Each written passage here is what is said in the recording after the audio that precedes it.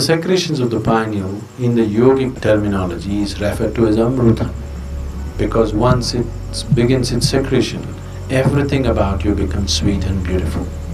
It is not the sexuality which limits it, but it's the excessive identity with the physicality which limits it. If you make it too big, you will become perverted in your head. If you try to obliterate it, you will become even more perverted in your mind.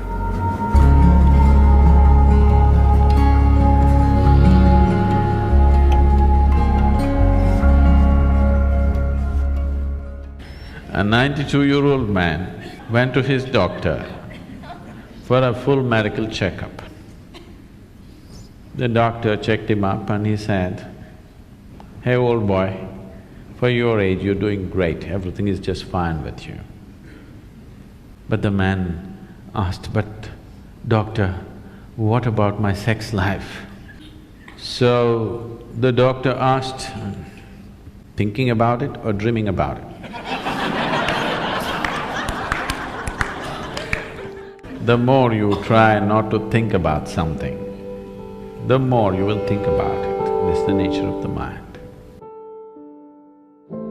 So there are many reasons why one indulges in sex. For some, it is just pleasure. For some, it is a way of building this bond and companionship. Otherwise, people feel they're going away from each other. They may be just fine, but a lot of people, it is psyched in their mind that if they're not sexually involved, they're actually moving away. Not true. You can be very close to somebody and need not be involved in any physical manner, isn't it? But societies are psyching, especially in this part of the world, people are hugely psyched. If there is no sexuality, you don't really have a relationship. In fact, the word relationship, it took me some time to understand, that here, if you say a relationship, you are supposed to understand it's sex-based relationship. Nothing else is a relationship. If I can have a very strong relationship with you and not be concerned about your body, isn't it?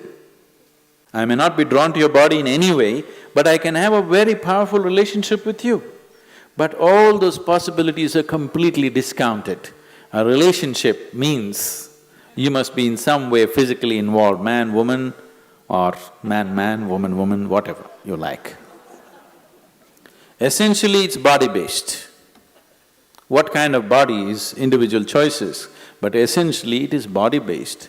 This has happened because somewhere our identification in the body has gone beyond normal levels of identity. It is excessive identification with the body. That is why body-based relationships have become the crux of the society. One who is too identified with your physical body naturally is sex-driven, because that is the highest thing that he knows. There are ways we can make you find something which is far bigger than this. Once you taste something better, I don't have to tell you, give this up or give that up, it'll anyway fall off, isn't it? There are ways to do certain sadhana which is more intense than sexuality, which is more ecstatic than sexuality. On one level, if you look at it, all dimensions of yoga, one way or the other, are ultimately trying to activate the pineal. Because once it begins its secretion, everything about you becomes sweet and beautiful. It creates a whole inner pleasure, which makes all the outer pleasures look like kindergarten stuff. That's the reason yogis are just sitting with eyes closed, not because they're against pleasure, they're against small pleasures, that's all. So the Shambhavi, one thing that's happening is, it stimulates the pineal secretion in a big way, which leaves you drenched in a certain level of sweetness throughout the day. It just leaves you in a certain state of ecstasy and blissfulness because the pineal gland is active. This is one aspect of your physiology which is very close to your consciousness. The rest of the physiology is about survival. But pineal gland is one aspect of your physiology which is very, very close to transcending the physical. In the yogic traditions, this sweetness is referred to as amrita or the ambrosia or the elixir of life.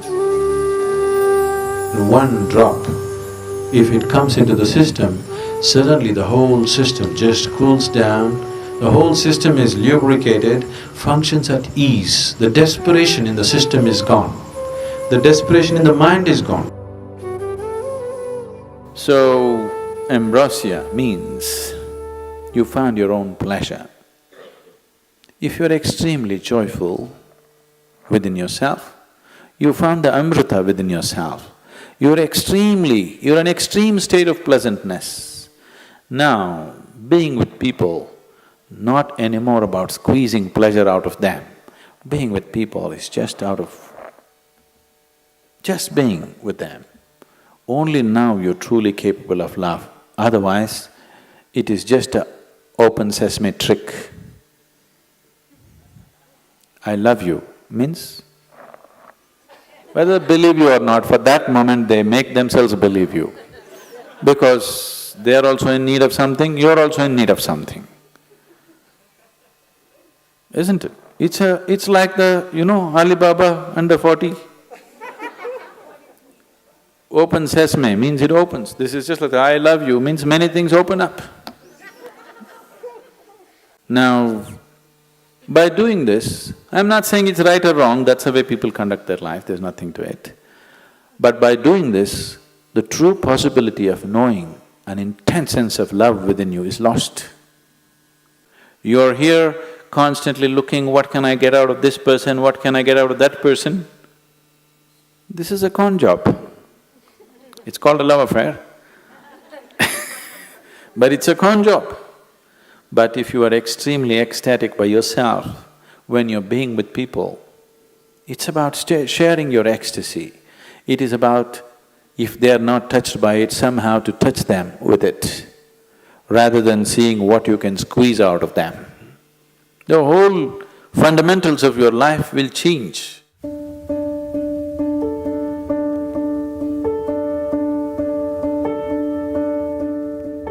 Yes and no. In the sense, it is not the sexuality which limits it, but it's the excessive identity with the physicality which limits it. So, it is not sexuality per se which becomes the barrier, but the attachment it creates to the physicality which definitely becomes the barrier. This question is coming from a certain amount of bits and pieces, the gossip that you have heard about how you could assimilate your own semen and raise it up to your higher possibility. Yes, it is true. At the same time, it is not because of abstinence that one does it, it is because of internalizing your energies that you do it. It is not simply that somebody is abstaining from sex and suddenly his energies are all organized and it's going up. It's not true. If your energies get organized and begin to move up, the need for sexuality may evaporate for you, but it doesn't leave you incapable. It doesn't leave you impotent, but the need is gone. It is just no more a compulsive thing. And it is not just this one thing, all compulsiveness is lost. Essentially, most of the sexuality that's happening on the planet is happening because of a certain compulsiveness, isn't it? It's a compulsive drive. When you become conscious, when all compulsiveness disappears, this also disappears. It is just that because people are so body-oriented, they're always thinking spirituality versus sexuality. They are not connected. They are not connected. One is of the body, another is of a different dimension. It is simply because people are so… because religions of the world, moral schools and the ethical schools have been always speaking against it, it has become such a big issue in people's minds. They think the only way to know something beyond is, you must be away from this. Because somewhere you're not able to accept the simple biology of a human being, which is the tragedy, that you cannot accept the simple biology. You either have to celebrate it or you have to push it down the drain. Both are not needed. You can look at it for the limitation that it is and for the possibility that it is. So, if because of the impurity of sex, your spirituality is going to get disturbed, I want you to know that your very birth is impure. When you come from such an impure birth, where is the possibility for you? There is no possibility for you. Only if you fell from somewhere else, if the stoke dropped you, there is some possibility of you becoming spiritual. If your mother had a normal birth, you have no possibility.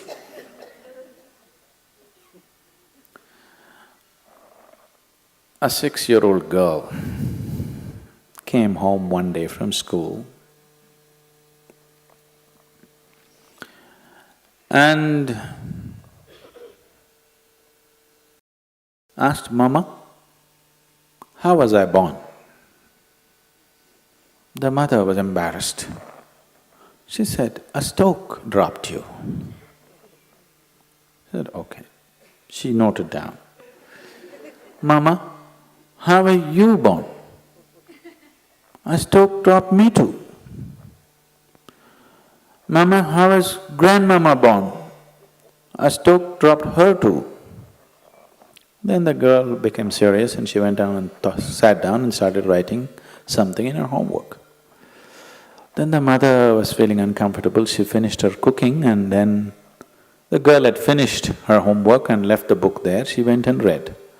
So the essay was about the family tree. So the girl had written, "For 3 generations in my family, nobody had a natural birth."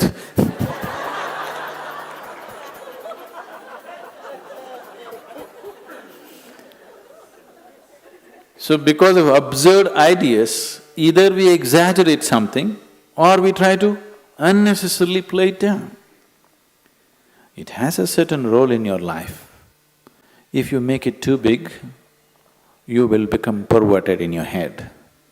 If you try to obliterate it, you will become even more perverted in your mind. After all, now I am speaking, this is a kind of energy. You are looking at me, this is a kind of energy. You are listening to me, this is a kind of energy. These are different expressions of the same life energy, isn't it? Now, sexuality is also another expression of the same energy. Now, one has to decide how much of his energy, in which direction he wants to send it. Because after all, you are a limited amount of energy, isn't it? See, it's just like you have an income. Let's say you have $5,000 a month. How much for the house rent? How much for eating? How much for schooling? How much just for fun? How much for vacation? Your portion, isn't it? Tomorrow morning, you got your salary, in the evening you went out and blew it up. Now the next month is going to be trouble, isn't it? Of course you have a credit card, but everything in your life, if you are handling your life sensibly, everything in your life is apportioned according to your understanding, your need and your capability, isn't it so? Yes? Your money, time, energy, isn't everything allotted the way you like to arrange it? This is also the same thing. How much of it? First of all, do you need it? Or are you doing it because of socially you're psyched? If there is a need, if I ask you to stop it, you will become perverted because it'll all happen in your head. If somebody is telling you, you have to do it, if you don't do it, you're not normal, another kind of perversion will come. Both are not needed. After all, you are not going after a man or woman, you are going after a certain level of pleasantness. So once you experience a certain level of pleasantness, wouldn't you like to dig deeper into this? Because whatever pleasantness happened, maybe you use the other person, but the pleasantness happened within you, right? So suppose anyway the pleasantness is happening within you, the other person is just a key to open this, wouldn't you like to have the key in your own hands? Yes? That if you sit like this, you are on full scale. You don't need anybody. No, see, anything in your life, either for pleasure, money, love, this, that, it doesn't matter what, for whatever, the moment you become dependent on another person, nobody on this planet is truly reliable, isn't it? I keep hearing these complaints all over.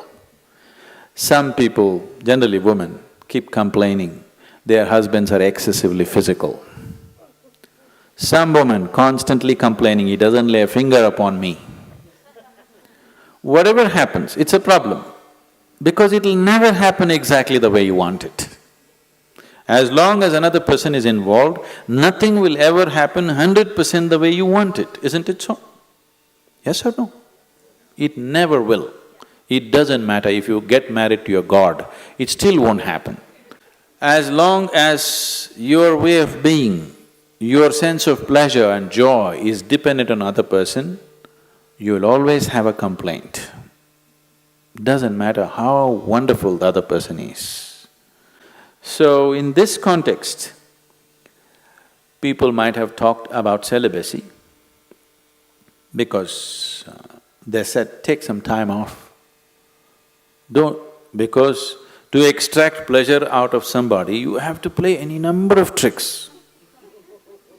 It doesn't happen simply. This is called as courting.